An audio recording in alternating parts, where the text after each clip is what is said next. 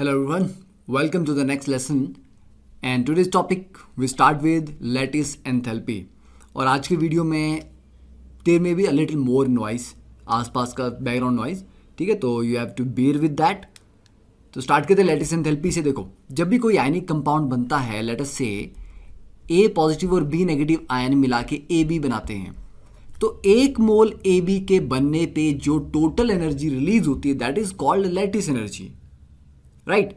अब उल्टा करके देखो, इसी ए बी को वापस तोड़ के ए पॉजिटिव और बी नेगेटिव में कन्वर्ट करना हो, तब जो एनर्जी सप्लाई करनी पड़ेगी उसको भी लैटिस एनर्जी बोल सकते हैं। तो लैटिस एनर्जी दोनों तरीके से डिफाइन की जा सकती है, एक मोल आयनिक कंपाउंड को तोड़ने के लिए या एक मोल आयनिक कंपाउंड के बनने पे जो एनर्जी रिलीज हुई। ओके, फॉर एग्जांपल NaCl के लिए जब हम कैलकुलेट करते हैं lattice energy, that comes out to be 788 kilo joule per mole. अब लैटिस एनर्जी कैलकुलेट करना डायरेक्टली पॉसिबल नहीं है, हमें लैटिस एनर्जी को कैलकुलेट करने के लिए बॉर्न-हेबर साइकिल यूज करना पड़ता है। ओके, तो उसकी भी हम बात करेंगे अभी। और कुछ फॉर्मूलाज भी होते हैं हमारे पास लैटिस एनर्जी को कैलकुलेट करने के लिए, और उनमें उसकी क्रिस्टल ज्योमेट्री बड़ी इंपॉर्टेंट होती है, ठीक है। तो we need to consider the factors जो क्रिस्टल ज्योमेट्री के साथ एसोसिएटेड है। मतलब अगर क्रिस्टल ज्योमेट्री चेंज हो गई तब भी लैटिस एनर्जी में डिफरेंस आ जाएगा, राइट। तो जैसे बॉर्न लेंदी इक्वेशन है, यू से रिप्रेजेंट करते हैं लैटिस एनर्जी को, N M Z positive Z negative E square upon 4 pi epsilon naught r naught 1 - 1 by N. तो जी पॉजिटिव जी नेगेटिव ये तो चार्जेस हो गए, मतलब कैटायन और एटॉमिक नंबर हो गया कैटायन, और एनायन वाले पार्ट का ई आपका इलेक्ट्रॉनिक चार्ज हो गया, ठीक है। M is a Madelung constant, Madelung constant crystal की ज्योमेट्री को रिलेट करता है। तो डिफरेंट ज्योमेट्रीज के लिए डिफरेंट मेडलंग कांस्टेंट होता है। तो आपको याद नहीं करना है, मैं जस्ट बता रहा हूं कि जो हम लैटिस एनर्जी का या एंथैल्पी का फॉर्मूला पढ़ेंगे या यूज करेंगे अपनी कैलकुलेशन में, वो एक बड़ा सिंप्लीफाइड वर्जन होगा, पर रियलिटी में जो इक्वेशन है वो थोड़ी सी कॉम्प्लिकेटेड होती हैं, ठीक है। तो इतना मत सोचना कि हमारे जो कैलकुलेशन करने वाला जो फॉर्मूला हम यूज़ करेंगे वो इतना सिंपल सा है। तो कुछ केसेस में वहाँ पर एक्सेप्शंस भी आती हैं, तो आपको मैक्सिमम बच्चों को लगता है सर इतनी एक्सेप्शंस क्यों आती हैं इसमें, क्योंकि हम बहुत सिंप्लीफाइड वर्जन यूज़ करते हैं फॉर्मूलाज का। एक्चुअल फॉर्मूलाज यूज़ करना बहुत कॉम्प्लिकेटेड हो जाएगा हमारे लेवल के लिए भी, right.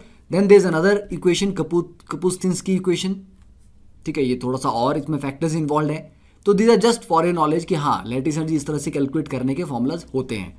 Now delta H lattice cannot be measured directly but using born-Haber cycle, ठीक है। तो इतना नोट कर सकते हो पहले भी।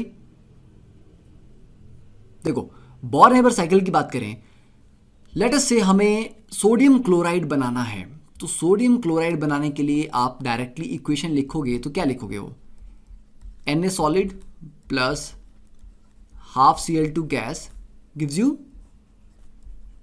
NaCl, ठीक है, ये बन गया। अब इसके बनने में जो total amount of energy exchange हुआ, जो आगे आप उसको वैसे थर्मोडायनेमिक्स में पढ़ोगे तब आपको उसका ज़्यादा फंडा क्लियर होगा, पर अभी के लिए बता देता हूँ। एंथैल्पी जो H है दैट इज बेसिकली एंथैल्पी, तो इसकी फॉर्मेशन में जो एनर्जी रिलीज हुई या पूरी एक्सचेंज हुई उसको बोलते हैं delta H F, that is enthalpy of formation. तो यहाँ पर डेल्टा एच फॉर्मेशन जो है वो है -410.5 किलो जूल पर मोल NaCl के लिए, ठीक है। तो ये आ गया एंथैल्पी ऑफ फॉर्मेशन। पर NaCl ऐसे ही डायरेक्टली नहीं बन जाता Na प्लस हाफ Cl2 से, उसमें काफ़ी नंबर ऑफ स्टेप्स के थ्रू उसको गुजरना पड़ता है। फॉर एग्जाम्पल, जो आपके पास सोडियम सॉलिड है, पहले वो सोडियम गैसेस में कन्वर्ट होगा, तो सॉलिड को गैस में कन्वर्ट करने के लिए हम क्या यूज करते हैं, सब्लिमेशन एनर्जी, ठीक है। तो सब्लिमेशन एनर्जी यहां पे हमें सप्लाई करनी पड़ेगी, और उसकी वैल्यू इस केस के लिए सोडियम के लिए है 108.7 किलो जूल पर मोल। फिर जो सोडियम गैसेस फॉर्म में आ गया, अब उसको अपने आयन फॉर्म में कन्वर्ट करना है Na पॉजिटिव गैसेस में, तो एक एटम से एक इलेक्ट्रॉन निकालने के लिए क्या लगता है, आयनाइजेशन एनर्जी लगती है, राइट। और सोडियम के लिए जो आयनाइजेशन एनर्जी है this is 493 kilo joule per mole. फिर अब ये तो आयन की क्रिएट हो गया। अब क्लोरीन को भी आपको Cl नेगेटिव में कन्वर्ट करना है, क्योंकि आयनिक कंपाउंड बनाने के लिए एक कैटायन और एक एनायन तो हमें चाहिए, ठीक है। तो हम बेसिकली दोनों आयंस प्रिपेयर कर रहे हैं बेसिकली। तो हाफ Cl2 को पहले हम मॉलिक्यूलर फॉर्म से एटॉमिक फॉर्म में लेके आएंगे, Cl2 से लेके आएंगे उसको Cl की फॉर्म में। तो यहां पे क्या लगेगा, बॉन्ड डिसोसिएशन एनर्जी। तो बॉन्ड डिसोसिएशन एनर्जी पूरी नहीं लगेगी, क्योंकि एक Cl2 टूटेगा तो 2 क्लोरीन एटम जनरेट होंगे, हमें सिर्फ 1 क्लोरीन एटम चाहिए। तो हमें half of bond dissociation energy चाहिए, ठीक है। उसको बॉन्ड एनर्जी भी बोलते हैं, उसकी डिटेल्स भी हम आगे वाले टॉपिक में पढ़ेंगे। तो ये बॉन्ड तोड़ने के लिए जो एनर्जी थी वो लग गई यहाँ पे। अब जो क्लोरीन एटम फॉर्म में आ गया, इसको आपने Cl नेगेटिव में कन्वर्ट करना। तो वहां पर आपके पास आएगी इलेक्ट्रॉन गेन एंथैल्पी या इलेक्ट्रॉन एफिनिटी, कि एक एक्स्ट्रा इलेक्ट्रॉन गेन करने में जो एनर्जी रिलीज होती है। अब ये Cl नेगेटिव बन गया। अब यहां से ये Na पॉजिटिव और Cl नेगेटिव मिलके NaCl बना रहे हैं। तो ये है आपका लैटिस एनर्जी। तो ये जो फाइनल स्टेप था, इसमें जो एनर्जी इन्वॉल्व हुई, that is the lattice energy, ठीक है। तो ये पूरा का पूरा जो साइकिल था, ये हो गया बॉर्न हेबर साइकिल। अब इस बॉर्न हेबर साइकिल में देखो एक फंडा क्या होता है, हेस लॉ है, जो हम आगे थर्मोडायनेमिक्स में पढ़ेंगे। हेस लॉ का आपको बेसिक सा फंडा क्लियर कर देता हूं। अगर मान लो आपको A से B जाना है, एक रास्ता है कि वो डायरेक्टली है, ओके, और दूसरा रास्ता है कि पहले आप A से C गए, C से E गए, E से F गए, F से फिर जाके B पे गए। तो ये बोल रहा है कि आप किसी भी तरीके से जाओ, जो टोटल अमाउंट ऑफ एनर्जी लगनी है वो बराबर ही लगनी है। आप यहां पर जाओ तो एनर्जी मान लो E1 आई, यहाँ पे E2 आई, इस स्टेप में E3 आई, इस स्टेप में E4 आई, और सीधे जाते तो E आता। तो ये बराबर है, E is equal to E1 plus E2 plus E3 plus E4, right. तो आप सीधे जाओ, टेढ़े मेढ़े घूम फिर के जाओ, टोटल अमाउंट ऑफ एनर्जी जो वहां पे लगेगी उस प्रोसेस में, दैट विल बी सेम। ये हेस लॉ। तो हेस लॉ को अगर हम यूज करें यहां पे, तो उसके अकॉर्डिंग क्या होना चाहिए, जो टोटल एंथैल्पी है, एंथैल्पी ऑफ फॉर्मेशन, ये रिएक्शन का, कि directly Na plus half Cl2 से सीधा बना दिया हमने, मतलब यहां से शुरुआत की और सीधा यहां पहुंच गए, ये बीच वाले स्टेप हमने उसी में ले लिए।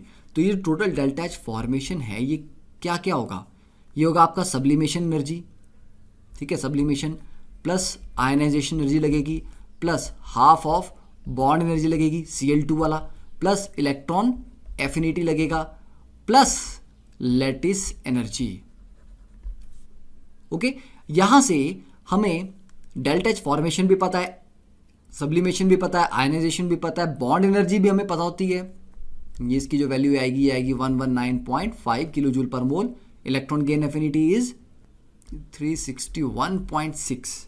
पर अभी ध्यान रखना कि इलेक्ट्रॉन एफिनिटी लोगे तो वो नेगेटिव होता है, और एंथैल्पी में लोगे तो वो पॉजिटिव आएगा, क्योंकि एनर्जी यहाँ पे सप्लाई हो रही है, ओके। तो चलो उसको छोड़ो अभी।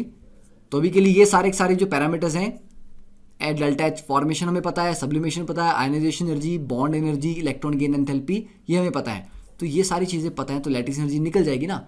तो इन सब को सॉल्व करके फाइनली हमारे पास लैटिस एनर्जी आती है माइनस, कितना था हमारे पास इसका, 788 किलो जूल पर मोल। तो इस तरह से लैटिस एनर्जी को कैलकुलेट करने के लिए हम बॉर्न हेबर साइकिल यूज करते हैं।